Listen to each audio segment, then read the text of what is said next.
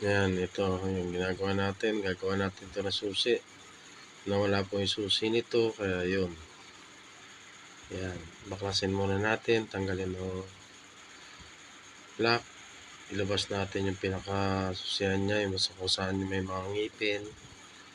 At pagkatanggal ng ngipin, yan, nahugot na. So, gagawa na natin susi. Kuha tayo ng blakong susi. At boom! Pero bago yan, grinderin muna natin. At kung may excess na lumalabas, so nakapag-cut na ako dyan. Yung papasok. Tatanggalin natin yung pinaka barrel niya. Yan, nahugot na natin yung barrel. Hugutin natin dahan-dahan. Yan, nasalpakan natin ng blakong susi. At kikilan na natin, mano-mano po paggawa pag nawala ang inyong susi.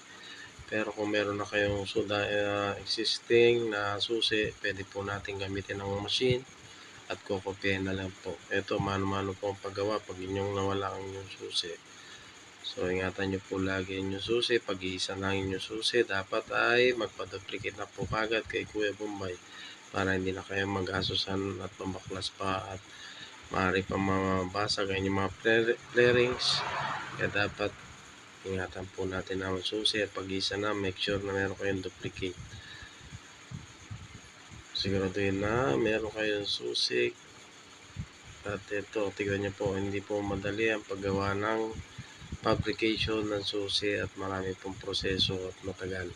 Inabot po ako rito ng halos 2 oras sa paggawa lang po ng susi kasi may mga lakto na pwede mo pang i-drill. So yan, sinisikwat ko po yung pinakano niya para lumabas yung barrel. Okay.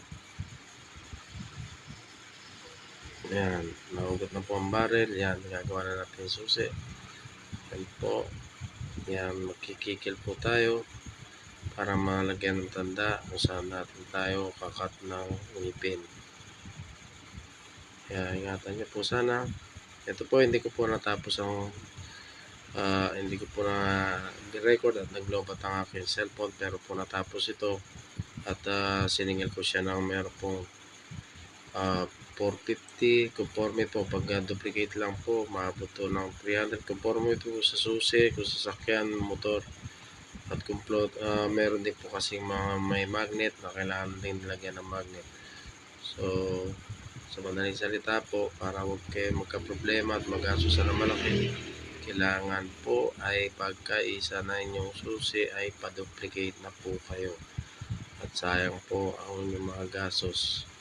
Hindi naman po sa at alam po ninyo na ako kikita, pero hindi po yun ang ating hindi, maging aware po kayo pagka magpa-duplicate na po kayo. Napakahirap po na wala ng susi at marami ng trabaho. Lalo na't lumalabo na rin ang ating mata, hindi na tayo masyadong makita kung ano yung ating ginagawa. Dapat ingat-ingat po. Mas gugustuhin ko po yung mas madaling trabaho kaysa ganito nagbabaklas at gumagawa ng susi. Although mas malakang kita, pero siyempre inisip din natin yung gastos. Hindi naman po pinupulot ang pera, kaya dapat pag alam nyo ng isang susi ninyo, magpa-duplicate na kayo. Huwag po maging matigas sana ang inyong ulo. Salamat sa Diyos. At hindi ko alam bakit nangaba yung video nito. Ayan, magawa na tayo dyan susi, kinikikil. Yung ngipin mo po niya, pag may sobrang konti, dapat kikilin para hindi sumabit sa barrel. Yan, nagbabalik na po tayo. Yun, nailusot na. Pero meron pa rin naging problema dyan dahil hindi po maikot at hindi tumama yung ating guide niya sa susian, kaya binaklas uli yan. Yun, binaklas uli natin.